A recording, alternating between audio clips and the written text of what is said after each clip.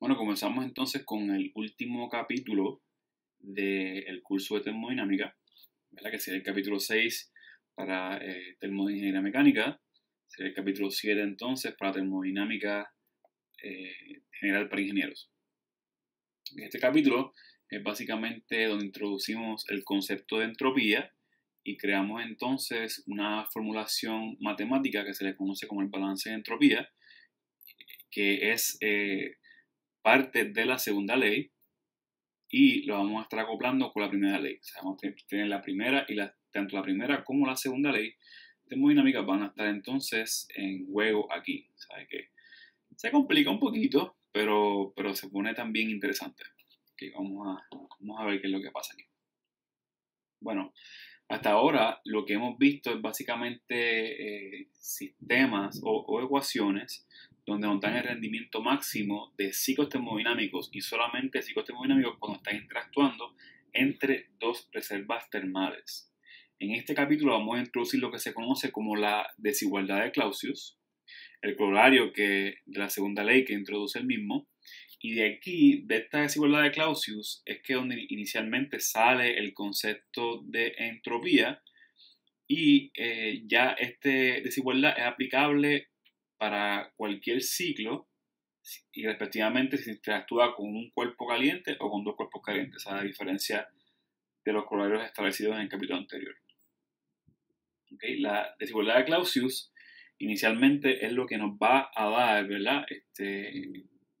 El marco para para introducir la propiedad de entropía, a diferencia de energía interna y entalpía también, ¿verdad?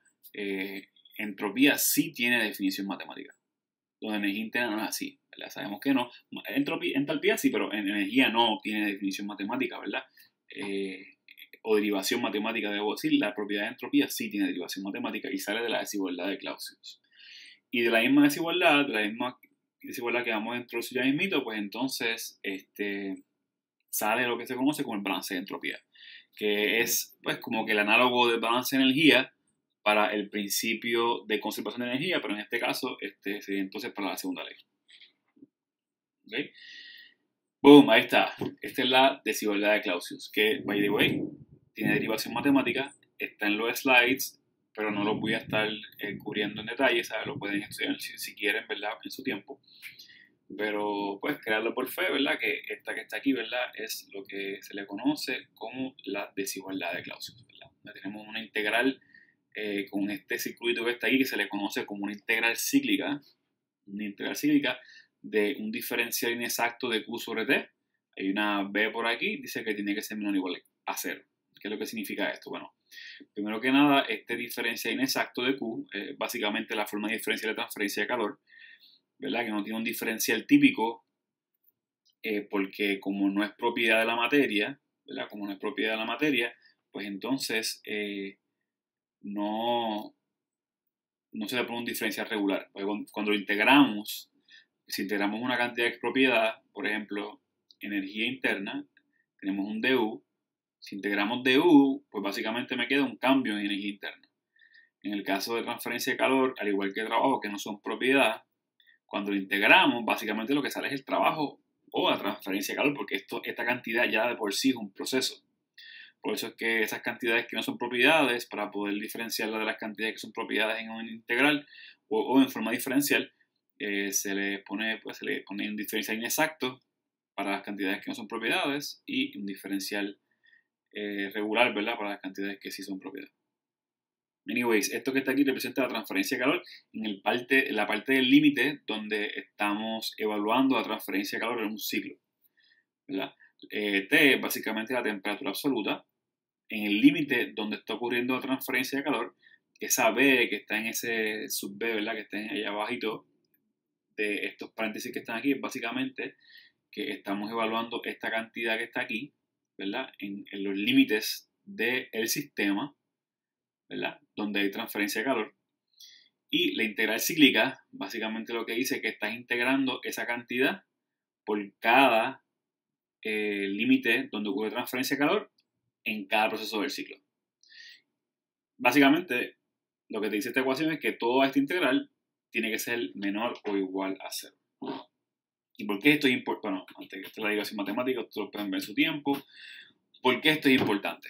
Bueno, antes de pasar a eso, ¿verdad? Esto de menor o igual, ¿verdad? Este integral tiene que ser menor o igual a 0. Eso de menor o igual, el signo de menor está asociado con irreversibilidades presentes en el sistema y el signo de igual está asociado con sistemas o procesos reversibles. Al igual que la aceleración de Kelvin-Planck, ¿verdad? Que teníamos un menor o igual a 0 también.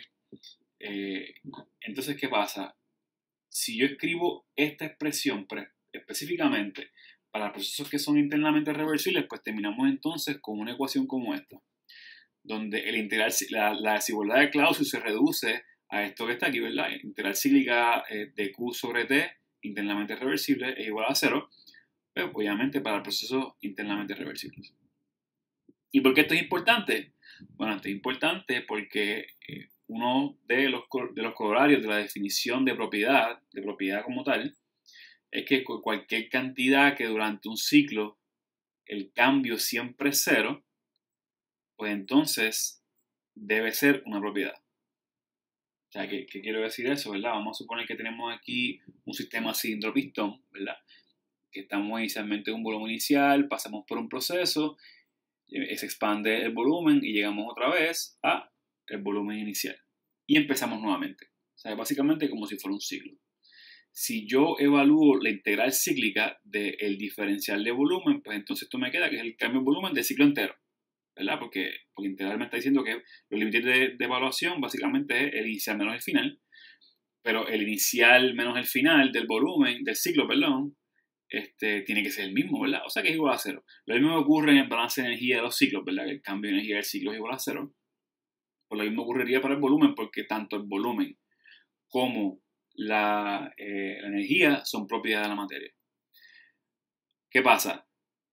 Que en este caso en particular, lo que quiero llegar es esto, ¿verdad? Que cualquier integral cíclica de una cantidad, si es igual a 0, significa que esta cantidad que está aquí tiene que ser propiedad. Y eso es lo que ocurre entonces aquí. En esta integral cíclica, como es igual a 0, implica entonces que esta cantidad que está aquí tiene que ser propiedad. Entonces, eso lo reconoció hace muchos años atrás, en el 1865, Clausius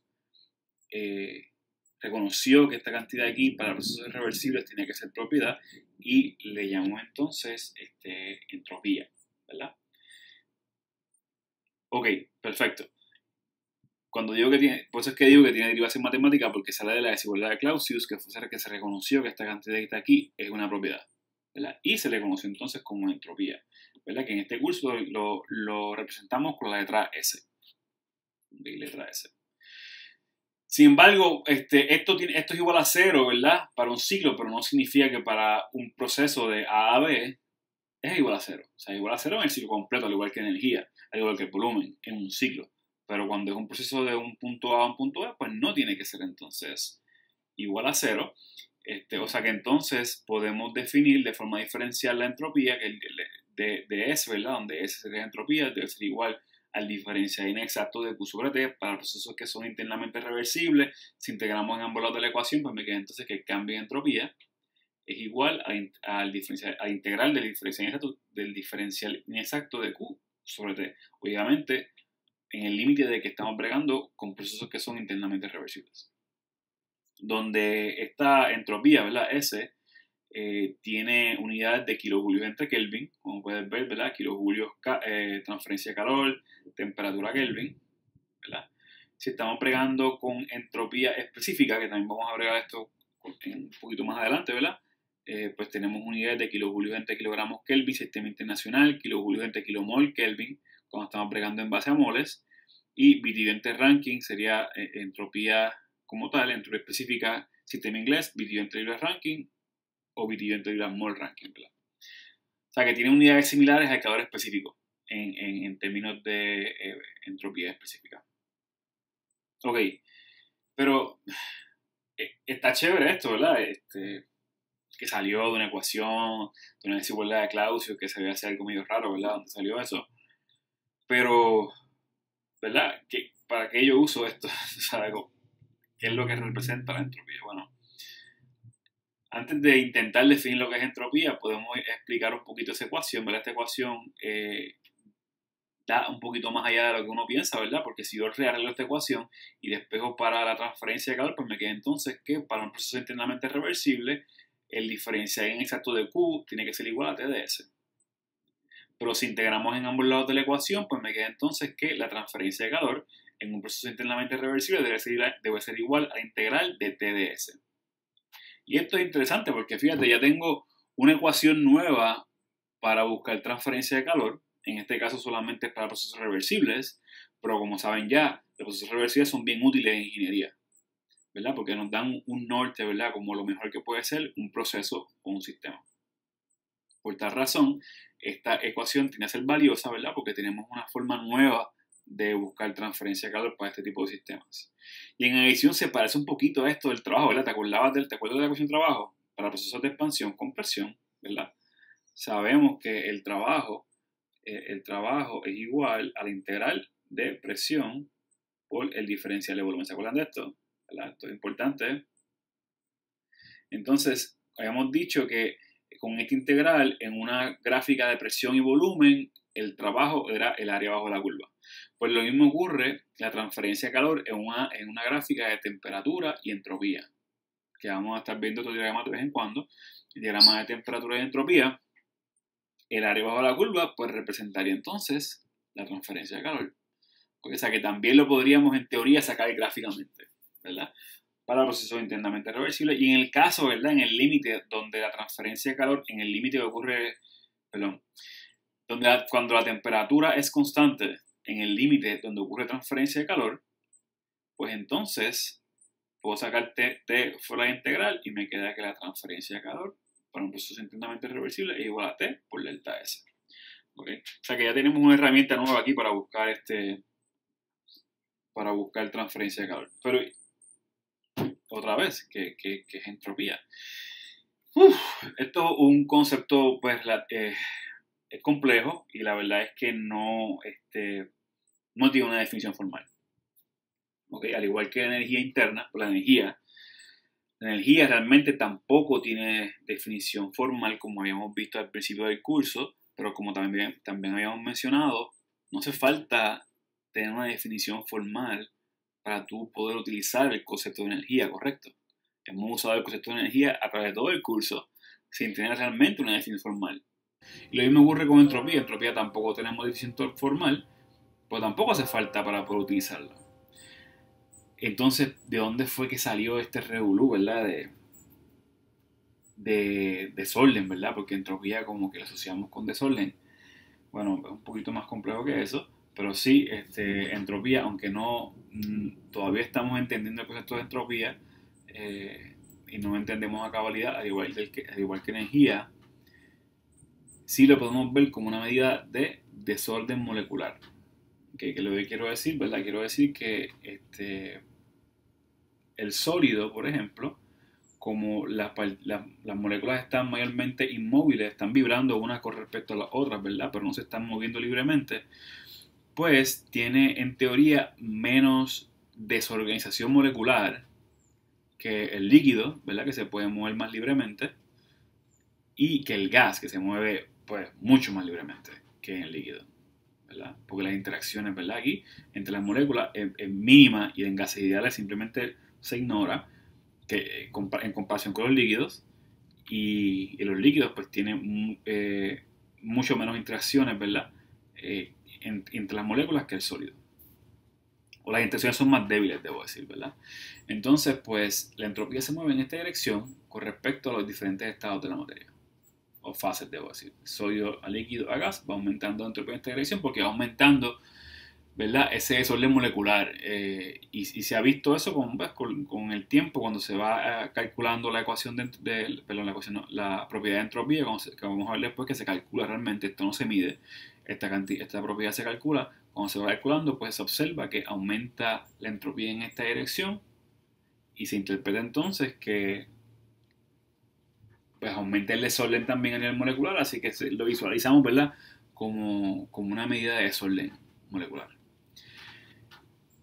De hecho, hace mucho tiempo atrás también nació un campo que se le conoce como termodinámica estadística. Eso no es parte del curso, ¿verdad? Esto es un poquito más fuera del scope del curso. Pero termodinámica estadística es básicamente ver termodinámica, lo que estamos haciendo aquí, pero desde un punto de vista microscópico de la materia. Nosotros lo vemos mayormente, ¿verdad?, macroscópicamente. Pues desde el punto de vista microscópico, pues, se puede describir la entropía con esta relación que está aquí, que se le conoce como el Boltzmann Relation, donde la entropía es igual a una constante, que se le conoce como la constante de Boltzmann, que es esa que está aquí, por el logaritmo natural de W. ¿Y qué es eso de W? La W es básicamente el número total de posibles microsistemas relevantes de un sistema. Microestados, debo decir. O sea, el número total de los posibles microestados del sistema que son relevantes. ¿Qué quiere decir eso? Vamos a suponer que yo observo una propiedad termodinámica del gas, ¿verdad? La propiedad termodinámica, presión, temperatura, la que sea, que me defina el estado de ese gas. ¿Cuántos posibles microestados puedo yo tener para que la presión y temperatura me definan el estado de la misma forma? Como las moléculas se están todo el tiempo moviendo, hay un sinnúmero de microestados relevantes posibles que pueden describir ese mismo estado. Porque las moléculas se mueven por todos lados, pero se mantienen la presión y temperatura constante y me definen el estado como fijo. Ahora, si lo cogemos sólido, ¿verdad? Como las moléculas están más fijas, si es un material cristalino, por ejemplo, las moléculas están más fijas, están vibrando unas con respecto a las otras, pues los posibles microestados que definen un estado macroscópico son muchos menos, porque esas moléculas están básicamente fijas y vibrando un poquito, ¿verdad? Pues entonces este W es menos para sólidos que para gases, por ejemplo, pues entonces me queda que la entropía en base a esta ecuación también es menor. ¿Sabes? De hecho, esta es la única ecuación que existe hasta ahora que me relaciona una propiedad, cualquier tipo de propiedad, en este caso termodinámica, pero es la única relación que me relaciona una propiedad en la macroescala con una cantidad o propiedad que me describe un sistema en la microescala, en la escala molecular, en la escala atómica. ¿Okay? Es la única ecuación que existe, by the way. Entonces, de hecho, los físicos llevan años intentando encontrar la teoría del todo, ¿verdad? La teoría del todo, esa ecuación que me puede describir un sistema completo, ¿verdad? Desde el estado molecular hasta estado astronómico, ¿sabes? Eso se conoce como la teoría del todo. Y llevan años intentando, ¿verdad? Pero no han podido, ¿verdad? Porque la materia se comporta bien diferente desde el punto de vista, de diferentes puntos de vista que se ve. Hay un grupo de físicos que están intentando crear la teoría del todo en función de esta ecuación que está aquí. Es bien interesante, ¿sabes? Y bien complejo también. Pero sí, es la única ecuación y estamos intentando a ver si... Vamos a ver qué pasa en un par de años, a ver si podemos crear la teoría del todo, ¿verdad? Y saldría de una ecuación termodinámica, by the way, que empezó con la relación de Boltzmann.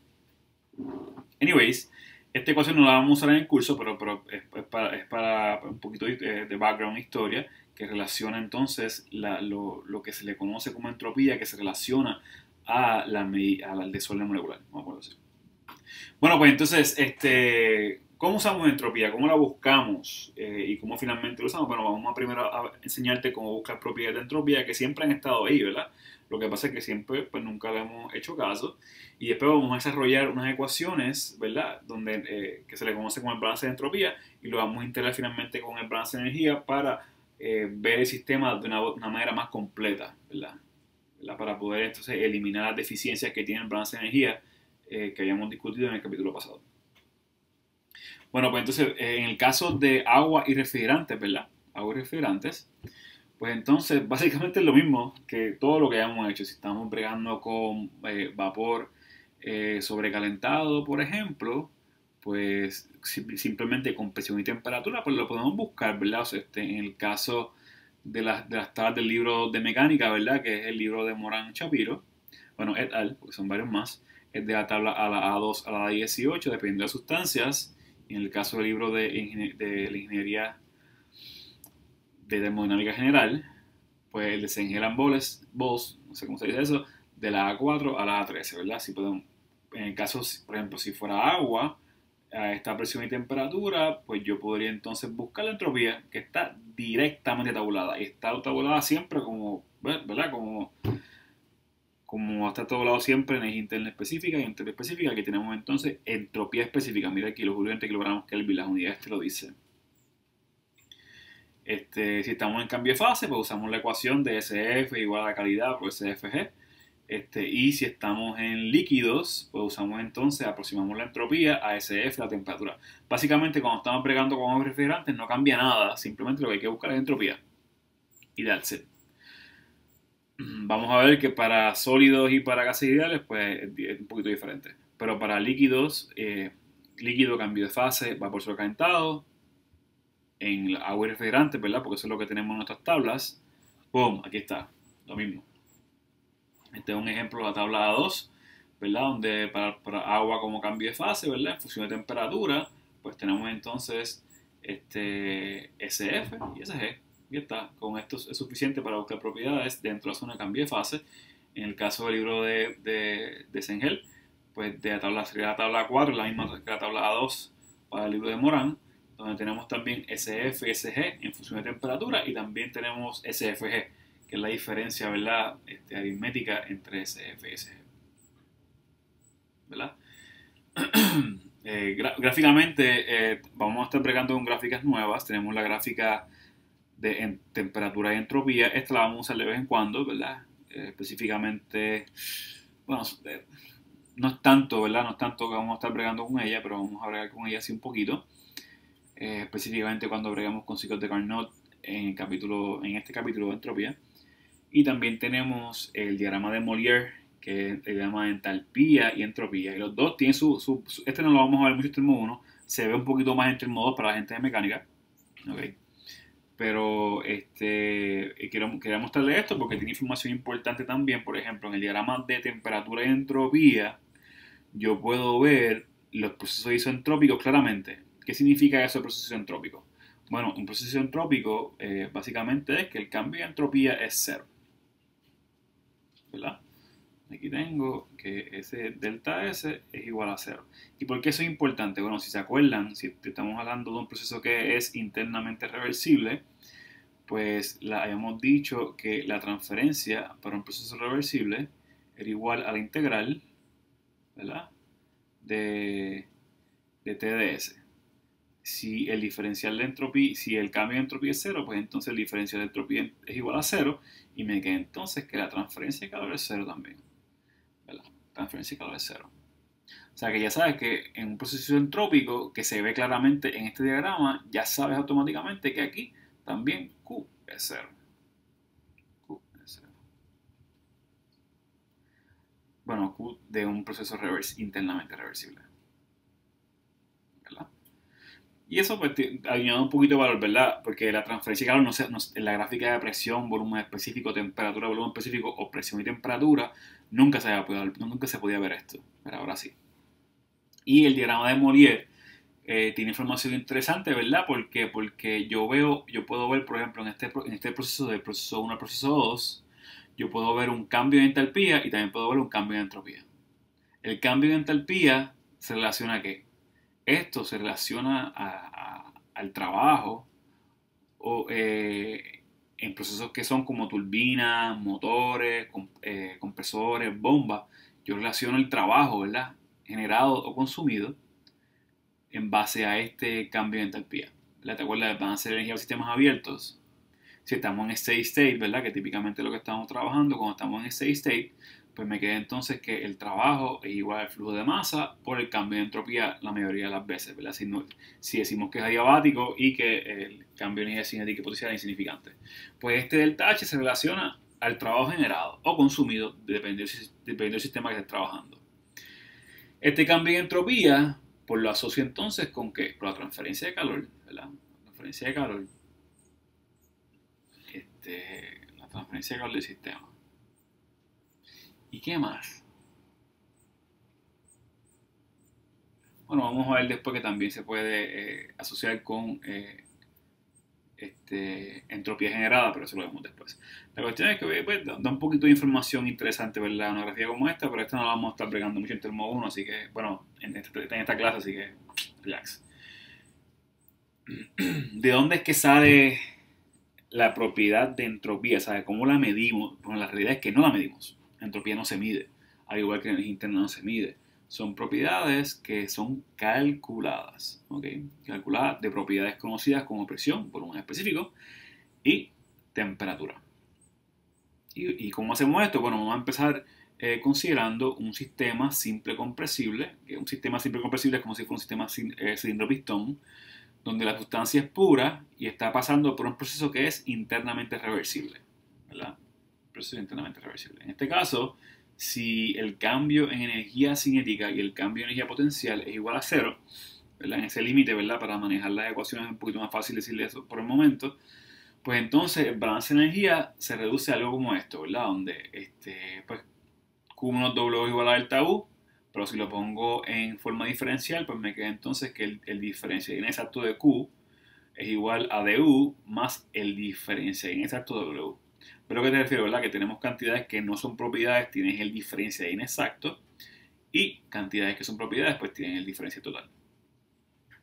Anyways, tenemos esta cantidad que está aquí para un proceso internamente reversible. Yo sé que para cualquier proceso, no solamente internamente reversible, para cualquier proceso, el trabajo es igual a la integral de presión por diferencial de volumen. Si lo ponemos de forma diferencial, pues me queda así. Entonces, también sé que para procesos que son internamente, esto sí es exclusivamente para procesos que son internamente reversibles, el diferencial inexacto de Q es igual a TdS. Pues pongo esto que está aquí, pongo esto que está acá, y me queda entonces, o nace de aquí la primera ecuación TdS, donde en esta ecuación TdS es igual a du más P por dV, relaciono la energía interna, la presión, el volumen y temperatura con entropía. La presión, volumen y temperatura lo puedo medir. La energía ya lo tengo calculado y puedo entonces despejar para la entropía entonces, ¿verdad? También tenemos una segunda ecuación TdS donde en el caso de que conocemos que la entalpía por definición es igual a la energía interna más presión por volumen, ¿verdad? Entonces, si saco un diferencial de esta ecuación, pues me queda que dH es igual a du más esta diferencia que está aquí, que esto es básicamente P por dV más V de P, pero esto que está aquí es lo mismo, así que sustituyendo, pues me queda entonces que TdS es igual a dH menos V de P, donde relaciono la entropía ahora con entalpía. Fíjate que también lo puedo poner en función de por unidad de masa, ¿verdad? Entropía específica, energía específica, volumen específico, y en base a estas dos ecuaciones que está aquí, de ahí es que yo saco toda la información que me hace falta de entropía. Por ejemplo, vamos a suponer o a considerar una sustancia que está en cambio de fase de líquido a vapor saturado. Obviamente, donde estamos a presión y temperatura constante, ¿verdad?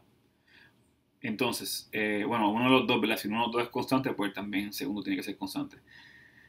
De la segunda ecuación TdS es igual a dH menos V de P, pero como estamos bregando con un proceso en cambio de fase donde la presión es constante, pues entonces el diferencial de presión se va a cero. O sea que me queda que TdS es igual a dH. Despejando para ds, me queda que ds es igual a dH sobre t. Integrando en ambos lados de la ecuación, integro aquí, me queda que esto es igual a delta S. Integro acá, como la temperatura es constante, sale fuera la integral, y me queda que esto es igual a delta H sobre t. Pero ¿cuál t? La temperatura de saturación, porque estamos en un proceso de cambio de fase. ¿Okay? Y aquí también tenemos SG menos SF y HG menos HF, porque estamos desde líquido a vapor saturado. Y fíjate que de aquí, en base a esta diferencia y la temperatura, ya yo puedo buscar entonces lo que es SG y SF, ¿verdad? Vamos a suponer, por ejemplo, para refrigerante 134A a 0 grados Celsius, de la tabla A10 para el libro de Morán o de la tabla A11 para el libro de Sengel, HFG a esa temperatura, pues me queda 197.21 kJ kilogramos, evaluando la ecuación, donde 0 es 273.15 Kelvin, pues me queda que esto es 0.722 kJ entre kilogramos Kelvin. De la ecuación sale esto. Pero también si lo saco de la misma tabla, ¿verdad? Donde mismo saqué HFG, puedo sacar SG menos SF. Si evalúo la diferencia, me sale a 0.722 kilojulios en kilogramo. ¡Boom! Ahí está. O sea que esta información que está aquí salió de aquí, pero escogiendo un punto de referencia. O sea que escogimos la entropía igual a 0 en un punto en particular, y de ahí en adelante pues se generan entonces todas las otras entropías, ¿verdad? En base a un punto de referencia. Vamos a ver después cuál es el mejor punto de referencia cuando nos referimos a entropía. Y para gases ideales, ¿qué hacemos? Gases ideales es un poquito más complejo, no se lo voy a negar, pero no es nada que no podemos hacer, ¿verdad? Vamos a empezar con las ecuaciones TdS, como ya hemos dicho ya, donde en este caso, en vez de usar las ecuaciones TdS de la forma regular, pues despejo directamente para la entropía, el diferencial de entropía, ¿verdad? Tenemos dos ecuaciones TdS, se integro entonces en ambos lados de la ecuación, y también sabiendo que du, ¿sabes? Por definición, no sé si se acuerdan, ¿verdad? Por definición, CV es igual a du de t.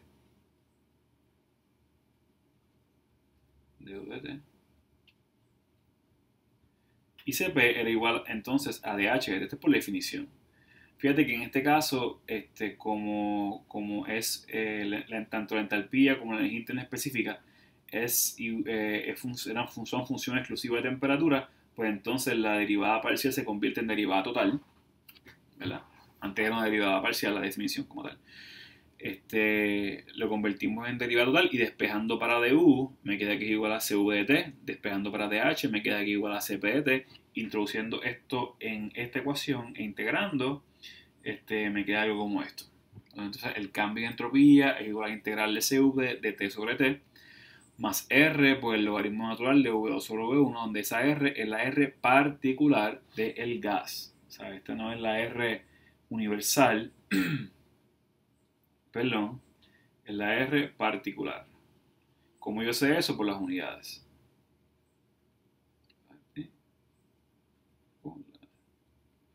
Yo sé eso por las unidades, ¿verdad? Porque el calor específico tiene unidades de kilojulios entre kilogramos Kelvin. Estas dos unidades se cancelan, así que esto no puede tener unidades, así que entonces tiene que ser las mismas unidades que el calor específico. O sea que entonces tengo dos ecuaciones para buscar el cambio de entropía específica para gases ideales, ¿verdad? Específica porque empezamos con la ecuación de TdS en base a masa o por unidad de masa. Entonces tengo el cambio de entropía en función de CV y volumen específico, o el cambio de entropía en función de CP y presión. Y, o sea que depende de lo que me den. Si me dan temperatura y volumen específico, pues uso esta ecuación. Si me dan presión y temperatura, pues entonces uso esta ecuación que está aquí. ¿Okay? Y esta ecuación, no se crean, ustedes pueden integrar esto. No sé si se acuerdan, ¿verdad? Del polinomio del calor específico, ¿verdad? Si no me equivoco, que era alfa más beta t más gamma t al cuadrado más, creo que era delta t a la 3 y más epsilon t a la 4, algo así. Honestamente no me acuerdo bien. Vamos a verificar.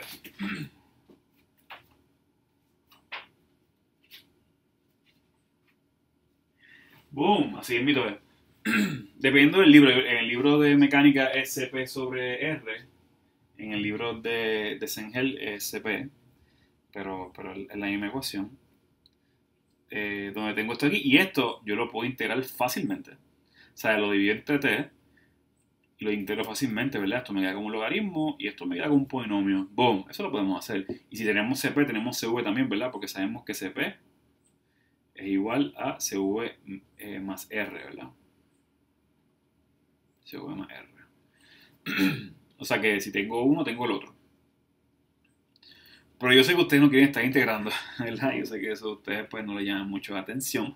Es un examen y en un tiempo fijo, ¿verdad? Quizá un problema O sea que estas ecuaciones que están aquí también funcionan más chévere para cuando estemos programando. Le estamos programando un código que simplemente le entramos entonces las temperaturas iniciales y finales y le entramos el gas que estamos trabajando para que busque entonces los coeficientes del polinomio y en base a eso pues entonces saca los numeritos. La pues tú integras una vez y es genérico la ecuación. Bueno, está chévere, pero podemos hacer algo más sencillo para simplificar el asunto. Vamos a hacer dos cosas, by the way. Vamos a empezar con algo exacto y después vamos a hacer un método exacto y un método que es aproximado. Para el método exacto, lo que hacemos es que introducimos un punto de referencia. Un punto de referencia para poder entonces evaluar o sacar una ecuación más sencilla. ¿Okay? ¿Por qué? Porque fíjate que este término que está aquí, el primer término de la ecuación, es en función exclusiva de temperatura. Aquí solamente tanto Cp como todo lo que está aquí es función de temperatura, los diferenciales y T. Y esto que está aquí, esto es una constante, esto es en función de presión solamente. Y esto solamente en función de volumen. O sea que, bien chévere, ¿verdad? Tengo las propiedades separadas, básicamente por términos. Y el término problemático es la integral, ¿sabes? Este término es fácil de evaluar. Este es el término problemático. O sea, ¿cómo yo hago entonces para poder simplificar esta integral, ¿verdad? Para no tener que evaluarla cada vez. Ya que es función exclusiva de temperatura, podemos hacer alguna manipulación. ¿Y qué es lo que hacemos? Pues introducimos entonces un punto de referencia, que el punto de referencia se le conoce como la tercera ley termodinámica. Sí, hay 4 leyes, ¿verdad? Ley 0, 1, 2 y 3. Pero la ley 0 y la 3 son más puntos de referencia, ¿verdad? Realmente. Donde la tercera ley, ¿verdad? Lo que me dice es que para un material puro y cristalino, a una temperatura de 0 Kelvin, la entropía tiene que ser 0. Vamos a pensar esto un poquito, ¿verdad? Tenemos un material, vamos a empezar con la temperatura, ¿ok? Fíjate que estas 3 cosas se relacionan con que entropía es 0. Entropía habíamos dicho que se relaciona a desorden molecular, vamos a ponerlo así, ¿verdad? Desorganización molecular, ¿verdad? Y cuando es 0 significa entonces que no hay ningún tipo de desorganización. O sea que es la organización perfecta. ¿Y cómo podemos llegar aquí, verdad? En base a esta información que me dan, que es puro, que está en 0 Kelvin. Vamos a empezar con 0 Kelvin, ¿verdad? Cuando estamos en 0 Kelvin, ¿verdad? Fíjate que aunque estemos en estado sólido, las moléculas, aunque sí están bastante atadas unas a otras en una estructura semicristalina o cristalina, dependiendo del material, pero sí están vibrando, ¿verdad? ¿Y por qué están vibrando? Porque tienen energía termal, ¿verdad? Tienen energía termal y se refleja en esas vibraciones intramoleculares y también entre las narices, entre otras cosas. Mientras va bajando la temperatura, va disminuyendo esa vibración molecular. Disminuyendo, hasta que lleguemos a temperatura 0 Kelvin, que en teoría no debe haber energía termal. Por tal razón, no debe haber ninguna vibración molecular, ¿verdad? De hecho, hay técnicas microscópicas, ¿verdad? Porque se utilizan para ver, no lo vemos así, ¿verdad? Como un microscopio óptico, pero más o menos podemos visualizar, ¿verdad? La materia a nivel atómico. Ya hay técnicas para esto, pero para poder hacer eso tiene que estar bien, bien frío, ¿verdad? Porque si no está bien frío, es como si estuviese tomando la foto a alguien corriendo y no tuvieses la capacidad para que tomar la foto lo suficientemente rápido mientras la persona se mueve. Se ve borroso, ¿verdad? Se ve borroso. Pues así mismo se vería, ¿verdad? Los átomos todo el tiempo moviéndose. Entonces le baja la temperatura con helio líquido, temperatura bien, bien, bien baja, cerca de 0 Kelvin, para minimizar esa vibración molecular, ¿verdad? Pues eso es lo que significa entonces, ¿verdad? 0 Kelvin en este caso, que le eliminamos energía termal, porque estamos en 0 Kelvin, por esta razón, no hay vibración molecular. Cristalino, bueno, si el material es cristalino, pues tiene una estructura geométrica bien, bien determinada, bien conocida, y si no se está moviendo y la estructura geométrica es perfecta y repetitiva, pues tú sabes exactamente dónde está cada uno de esos átomos con respecto al tiempo. ¿sabes? En términos posicionales, en términos de velocidad, velocidad es igual a cero, ¿sabes? Energía cinética es igual a cero, energía termal también es igual a cero. No hay cambio también, no hay cambio en posición, porque nos están moviendo, y dónde están X y Y también es conocido, porque la estructura geométrica es completamente conocida porque es cristalina. Entonces ya tenemos aquí, no hay movimiento termal y tenemos una estructura perfecta cristalina, hacia dónde están todos los átomos con respecto al tiempo y con respecto a la posición.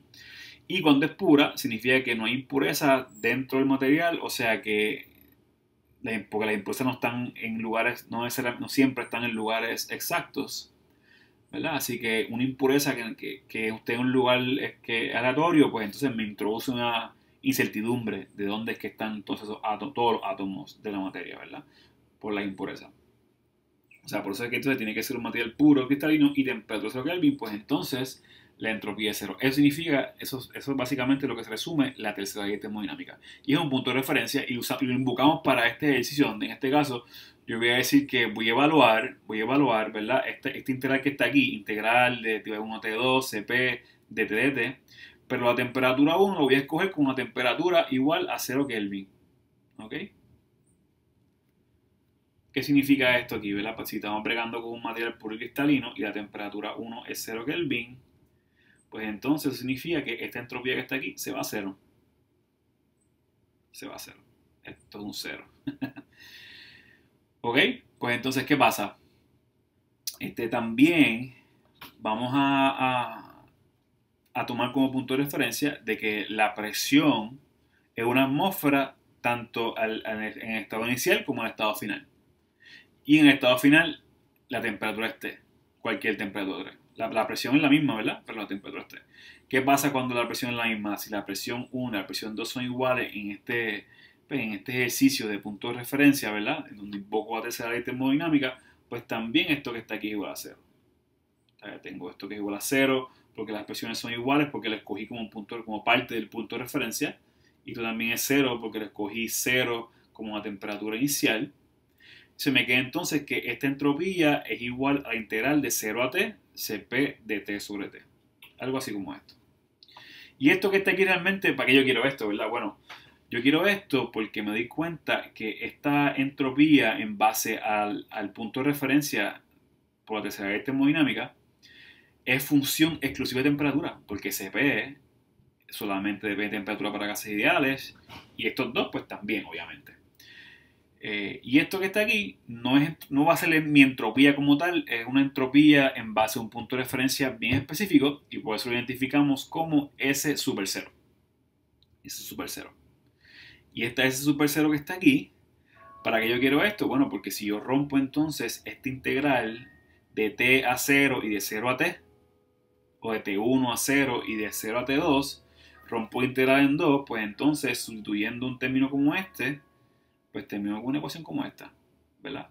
Donde el término inicial, pues como va de t a 0, le pongo un negativo al frente para que me quede 0 a t1, me queda algo así como esto, donde delta s sería entonces igual a s super 0 evaluado a t2 menos s super 0 evaluado a t1 menos r por logaritmo natural de p2 sobre p1. ¿Y cuál es el beneficio de esto? Porque como esto solamente depende de temperatura, pues lo puedo tabular.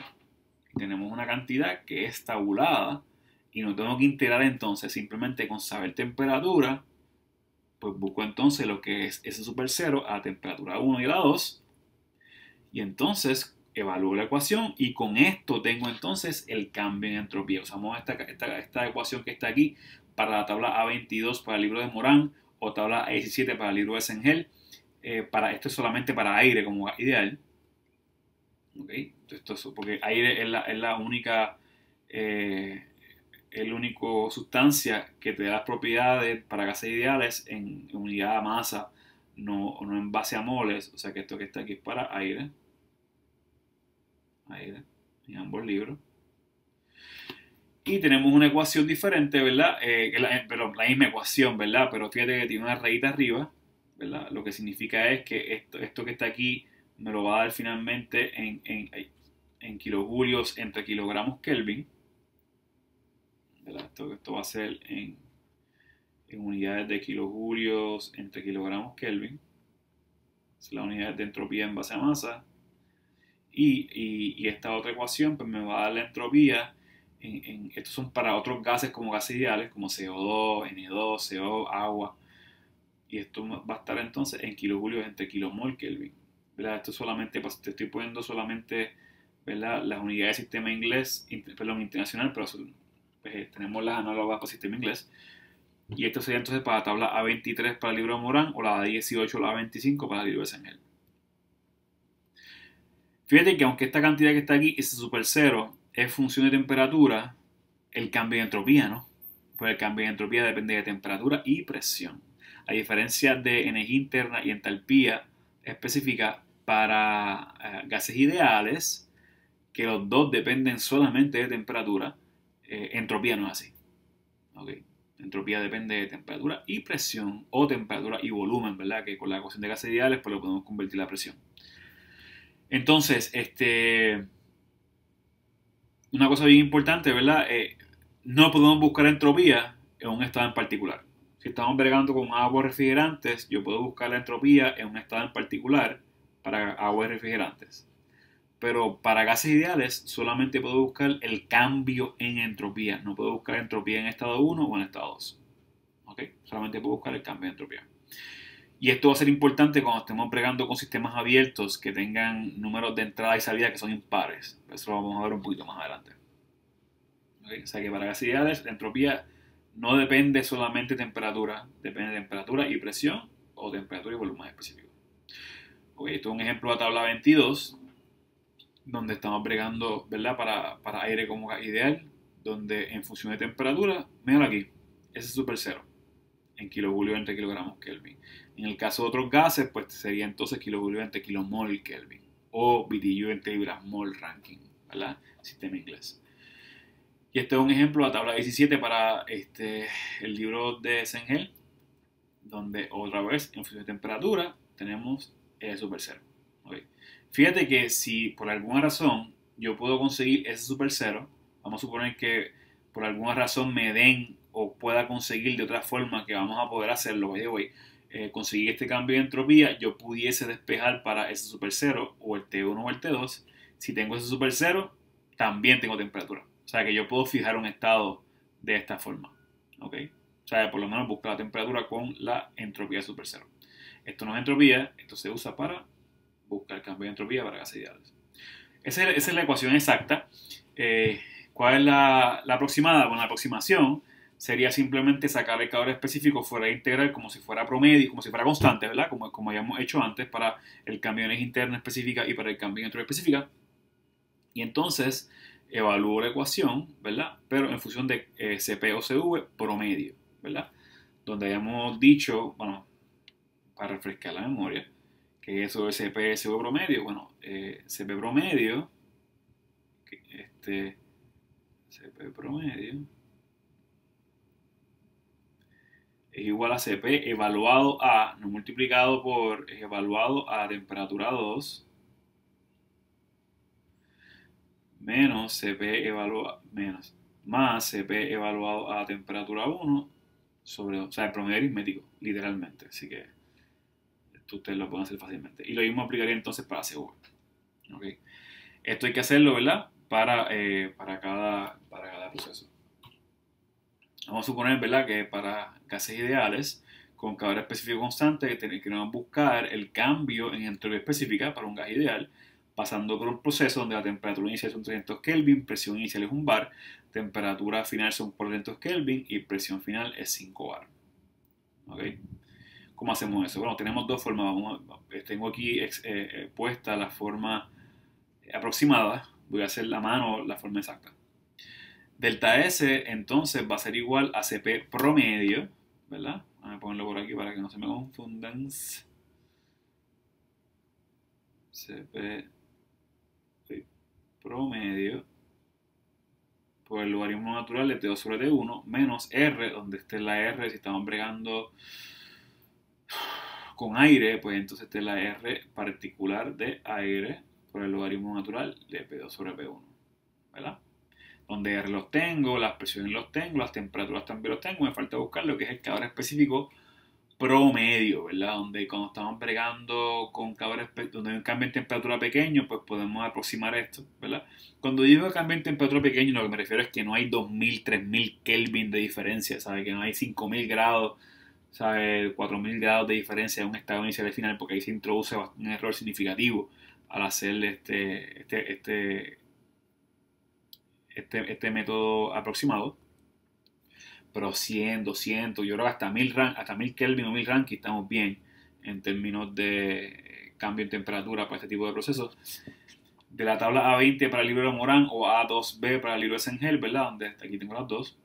Busco entonces para aire, busco CP a 300 Kelvin 1.005, por cientos Kelvin 1.013, que sería básicamente 13 más 5, 18 entre 2, 16. 18 entre 9, o sea que es .009, ¿verdad? El promedio, .009. Este también lo puede hacer aquí, ¿verdad? Para aire, 300, 1.005, 400, 1.013 y terminamos, ¿verdad? Con lo mismo que es 1.009, mira aquí, boom. Con este calor específico promedio, ¿verdad? Porque estoy evaluando a 300 y por lo ciento lo sumo, lo divido entre 2. Y evaluando, ¿verdad? Aquí tiene que dar específico, las temperaturas bien importantes, las temperaturas y presiones tienen que ser absolutas para estas ecuaciones, o sea que aquí, tanto aquí como acá, en presiones, estamos bregando con presiones y temperaturas absolutas, ¿ok? Y evaluando esto me da a negativo .1716 kilojulios entre kilogramos Kelvin, ¿ok? ¿Qué pasa si hacemos el método el método exacto? Perdón, el exacto. Ya hicimos el aproximado, vamos a hacer el exacto. Ok, del exacto tengo que la ecuación es similar, ¿verdad? Donde tengo delta S tiene que ser igual a S super 0, ¿verdad? Evaluado a T2 menos S super 0 evaluado a T1 menos R del aire por el logaritmo natural de las presiones, ¿ok? ¿Dónde yo busco ese super cero? Bueno, como dijimos ya, vamos a las tablas de aire como gas ideal, que sería la tabla, es la 22 para el libro de Morán, o la tabla A17 para el libro de Sengel, y buscamos entonces, ¿verdad? Donde ese super cero evaluado a T1, donde T1 sabemos que es ¿cuánto? 300 Kelvin.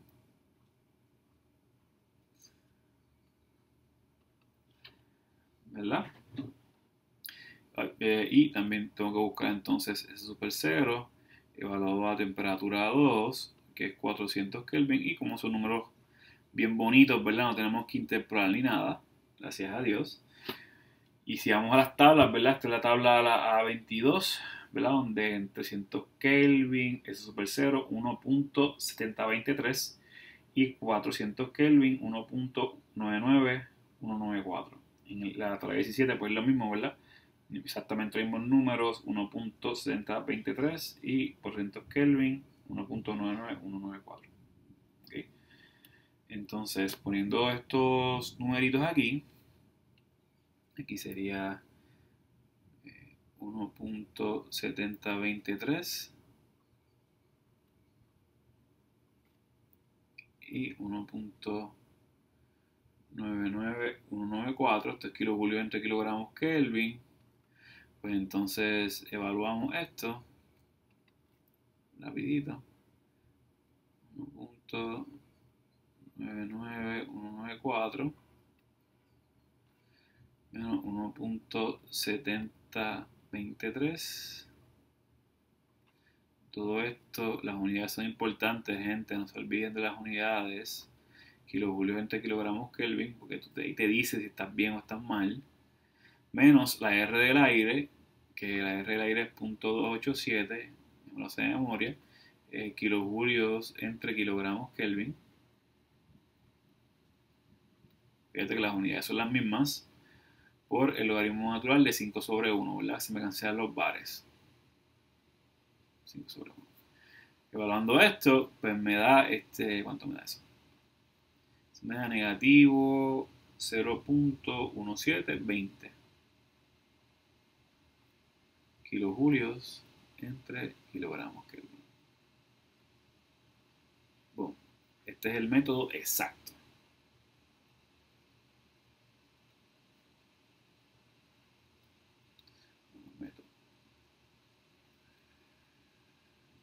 Método exacto. Y el otro es el aproximado. El aproximado era .1706, si no me equivoco. .1706. Que el porcentaje de error del otro método, cuando lo calculas, el porcentaje de error de la aproximación, lo puedes calcular también por tu cuenta, te va a dar a .23%. Que eso en ingeniería es perfección, ¿verdad? Perfección. Eso no lo vas a conseguir. Bueno, vayan a un curso de laboratorio y logren ese .23% experimentalmente y me cuentan. Bueno, pues entonces voy a dejarlo ahí por esta clase. Seguimos entonces en la próxima.